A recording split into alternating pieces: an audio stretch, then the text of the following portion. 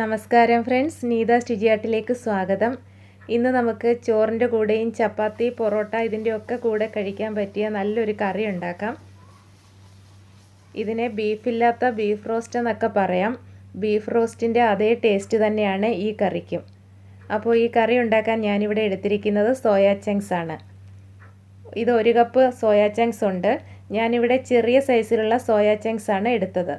ഇനി ഇതിൻ്റെ മസാല തയ്യാറാക്കാൻ 2 ചെറിയ പഴുത്ത തക്കാളി, 2 സവാള, 3 പച്ചമുളക്, 4 വലിയ അല്ലി വെളുത്തുള്ളി, ഒരു ചെറിയ കഷ്ണം ഇഞ്ചി ഇത്രയും എടുത്തിട്ടുണ്ട്. ഈ സോയാ ചങ്ക്സ് ഞാനിവിടെ നന്നായിട്ടൊന്ന് കഴുകി എടുത്തിട്ടുണ്ട്. ഇതിൻ്റെ തന്നെ പൊടികൾ ഇതിൻ്റെ പുറത്തുണ്ടാവും. അപ്പോൾ അതൊന്ന് ആദ്യം കഴുകി എടുത്തിട്ട് വേണം ഇതിലേക്ക് തിളച്ച ചൂടുവെള്ളം ഒഴിച്ചു കൊടുക്കാൻ. ഇനി നമുക്കിതിലേക്ക് ചൂടുവെള്ളം ഒഴിച്ചു കൊടുക്കാം. ഈ സോയാ ചങ്ക്സിന് ഒരു സ്മെല്ലുണ്ട്. അപ്പോൾ അതൊന്ന് മാറി കിട്ടാൻ ഇതിലേക്ക് 1 ടേബിൾ സ്പൂൺ വിനാഗിരിയും കൂടെ ഒഴിച്ചു കൊടുക്കാം. വിനാഗിരിയും കൂടെ ഇതിലേക്ക് ഒഴിച്ചു കൊടുത്ത് ഇതൊന്ന് നന്നായിട്ട് ഇളക്കിയിട്ട് ഒരു 10 മിനിറ്റ് മാറ്റി വെക്കാം. ഇതൊന്ന് കുതിർന്ന് വരും അപ്പോഴേക്കും. അതിന് ശേഷം ഇത് നന്നായിട്ട് പിഴിഞ്ഞെടുക്കാം. അപ്പോൾ നമുക്കിതൊരു 10 മിനിറ്റ് മാറ്റി വെക്കാം.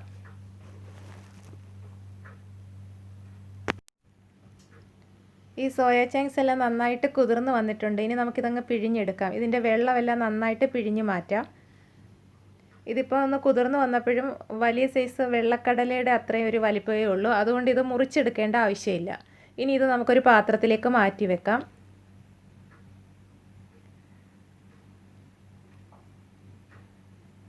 ഇനി ഈ അരിഞ്ഞു വെച്ചിരിക്കുന്ന സവാളയും പച്ചമുളകും ഇഞ്ചിയും വെളുത്തുള്ളിയും തക്കാളിയും എല്ലാം ഒന്ന് വഴറ്റിയെടുക്കാം. ഒരു പാൻ ചൂടാക്കാം. ഇനി ഇതിൽ ആവശ്യത്തിന് വെളിച്ചെണ്ണ ഒഴിച്ചു കൊടുക്കാം. വെളിച്ചെണ്ണയുടെ അളവൊക്കെ ഇത് വഴറ്റുന്നതിനനുസരിച്ച് എടുക്കണം. ഇനി ഇതിൽ ഇഞ്ചിയും വെളുത്തുള്ളിയും പച്ചമുളകും സവാളയും കൂടി ഇട്ട് കൊടുത്തൊന്ന് വഴറ്റിയെടുക്കാം. ഇതെല്ലാം ഒന്ന് വഴന്ന് വന്നതിന് ശേഷം തക്കാളി ചേർത്ത് കൊടുക്കാം.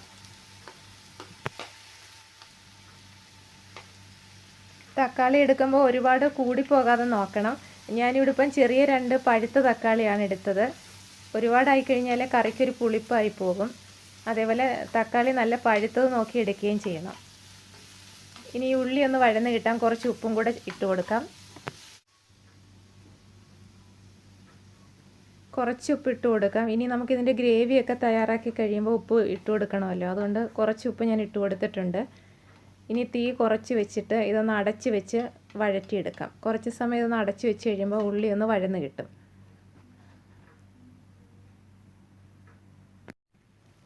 ഇപ്പോൾ സവാള ഒന്ന് വഴന്ന് വന്നിട്ടുണ്ട്. ഇനി നമുക്കിതിൽ തക്കാളിയും കൂടി ഇട്ട് കൊടുക്കാം.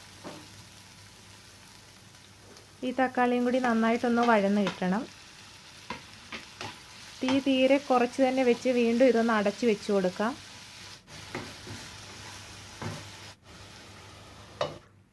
ഇതൊന്ന് വഴന്ന് വന്നതിന് ശേഷം ഇതിൽ മസാലപ്പൊടികളൊക്കെ ഇട്ട് കൊടുക്കാം. ഇനി നമുക്കിവിടെ ഈ പിഴിഞ്ഞ് വെച്ചിരിക്കുന്ന സോയാ ചങ്ക്സിൽ കുറച്ച് മസാലയൊക്കെ ഒന്ന് പുരട്ടി വെക്കാം. 1 ടീസ്പൂൺ കാശ്മീരി മുളക് പൊടി ഇട്ട് കൊടുക്കാം. ഇനി ഇതിലേക്ക് 1/2 ടീസ്പൂൺ മഞ്ഞൾപ്പൊടി, 1/2 ടീസ്പൂൺ ഗരം മസാല പൊടിച്ചത്, 1/2 ടീസ്പൂൺ കുരുമുളക് പൊടി ഇത്രയും ഇട്ട് കൊടുത്തിട്ടുണ്ട്. ഇനി ഞാൻ ഇതിലേക്ക് കുറച്ച് വെളിച്ചെണ്ണയും കൂടി ഒഴിച്ചു കൊടുക്കുകയാണ്.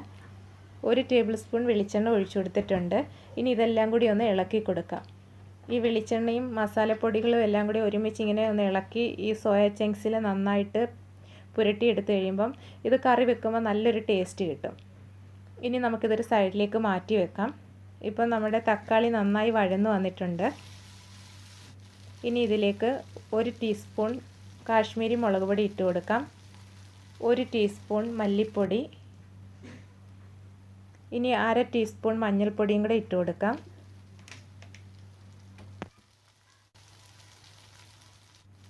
ഇനി 1/2 ടീസ്പൂൺ ഗരം മസാല പൊടിച്ചതും കൂടെ ഇട്ട് കൊടുത്തിട്ടുണ്ട്. ഇനി ഇതും കൂടി ഒന്ന് വഴറ്റിയെടുക്കാം.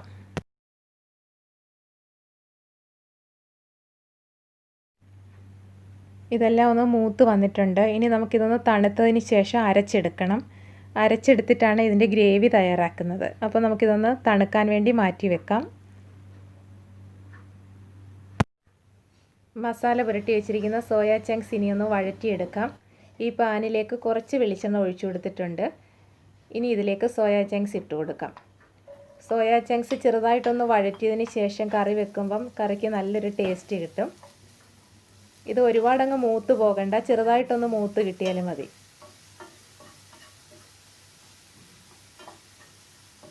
ഇനി ഇത് നമുക്കിവിടെ അരച്ച് വെച്ചിരിക്കുന്ന ഗ്രേവിയിലേക്ക് ചേർത്ത് കൊടുക്കാം. ഇനി ഈ ഗ്രേവി ഈ പാനിലേക്ക് ഒഴിച്ചു കൊടുക്കാം. ഇനി ഇതിലേക്ക് കുറച്ച് വെള്ളം കൂടെ ഒഴിച്ചു കൊടുക്കാം. ഇപ്പോൾ ഈ കറി ചെറുതായിട്ട് തിളച്ച് വരുന്നുണ്ട്. ഇനി നമുക്കിതിലേക്ക് ഈ വഴറ്റി വെച്ചിരിക്കുന്ന സോയാ ചങ്ക്സും കൂടെ ഇട്ട് കൊടുക്കാം.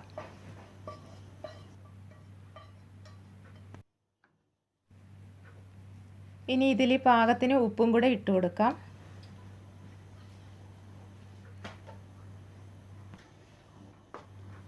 ഇനി ഈ കറി ഒന്ന് തിളയ്ക്കണം. ഇനി തീ മീഡിയം ഫ്ലെയിമിൽ വെച്ച് ഇതൊന്ന് അടച്ച് വെച്ച് കൊടുക്കാം. ഇപ്പം കറി നന്നായിട്ട് തിളച്ച് കുറുകി വരുന്നുണ്ട്. ഇനി നമുക്കിതിലേക്ക് അരക്കപ്പ് തേങ്ങാപ്പാലും കൂടി ചേർത്ത് കൊടുക്കാം. ഇനി കുറച്ച് കറിവേപ്പിലയും കൂടി ഇട്ട് കൊടുക്കാം. ഇപ്പം നമ്മുടെ കറി നന്നായിട്ട് തിളയ്ക്കുന്നുണ്ട്. ഇനി തീരെ കുറച്ച് വെച്ച് കൊടുക്കാം. കുറഞ്ഞ തീയിൽ തന്നെ കിടന്ന് ഈ കറിയുടെ ഗ്രേവി എല്ലാം ഒന്ന് കുറുകി വരണം. ഇപ്പോൾ ഈ കറിയുടെ ഗ്രേവി എല്ലാം നന്നായിട്ട് വറ്റി വന്നിട്ടുണ്ട്. നല്ലൊരു റോസ്റ്റ് പരുവത്തിലായിട്ടുണ്ട്. ഇപ്പോൾ തന്നെ ഈ കറിക്ക് നല്ലൊരു മണമൊക്കെ വരുന്നുണ്ട്. ഇനി നമുക്കിതിലേക്ക് കടുക് താളിച്ചും കൂടെ ചേർത്ത് കൊടുക്കാം. ഇനി കടുക് താളിക്കാൻ ഞാനിവിടെ പാൻ ചൂടാക്കിയിട്ടുണ്ട്. ആവശ്യത്തിന് വെളിച്ചെണ്ണ ഒഴിച്ചു കൊടുത്ത് കടുക് ഇട്ട് കൊടുത്തിട്ടുണ്ട്. 1 ടീസ്പൂൺ കടുകാണ് ഞാൻ ഇതിലേക്ക് ചേർത്തത്. ഇനി നമുക്കിതിലേക്ക് കുറച്ച് തേങ്ങാക്കൊത്തും കൂടി ഇട്ട് കൊടുക്കാം. തേങ്ങാക്കൊത്ത് മൂപ്പിച്ചതും കൂടെ ഒക്കെ ചേർക്കുമ്പം കറിക്ക് നല്ലൊരു ടേസ്റ്റ് കിട്ടും. ഇനി ഇതിലേക്ക് കുറച്ച് ചെറിയുള്ളി വട്ടത്തിൽ മുറിച്ചതും കൂടെ ഇട്ട് കൊടുക്കാം. ഇനി 2-3 വറ്റൽമുളക് മുറിച്ചതും കുറച്ച് കറിവേപ്പിലയും കൂടെ ഇട്ട് കൊടുക്കാം. ഇതെല്ലാം മൂത്ത നല്ലൊരു മണം വരുന്നുണ്ട്. ഇനി ഇത് നമുക്ക് ഈ കറിയിലേക്ക് ഒഴിച്ചു കൊടുക്കാം. ഇനി ഇതെല്ലാം ഒന്ന് ഇളക്കി കൊടുക്കാം. അപ്പോൾ നമ്മുടെ സോയാ ചങ്ക്സ് റോസ്റ്റ് ഇവിടെ റെഡി ആയിട്ടുണ്ട്. ബീഫ് റോസ്റ്റിൻ്റെ അതേ ടേസ്റ്റ് തന്നെയാണ് ഈ കറിക്കും. ഇനി ഇത് നമുക്കൊരു പാത്രത്തിലേക്ക് മാറ്റാം. ഇത് ചോറ്, ചപ്പാത്തി, പൊറോട്ട ഇതിൻ്റെയൊക്കെ കൂടെ കഴിക്കാൻ പറ്റിയ നല്ലൊരു കറിയാണ്. അപ്പോൾ ഇന്നത്തെ ഈ സോയാ ചങ്ക്സ് റോസ്റ്റിൻ്റെ റെസിപ്പി നിങ്ങൾക്ക് ഇഷ്ടമായെന്ന് വിചാരിക്കുന്നു. ഇനി മറ്റൊരു റെസിപ്പിയുമായി വരാം. Thank you.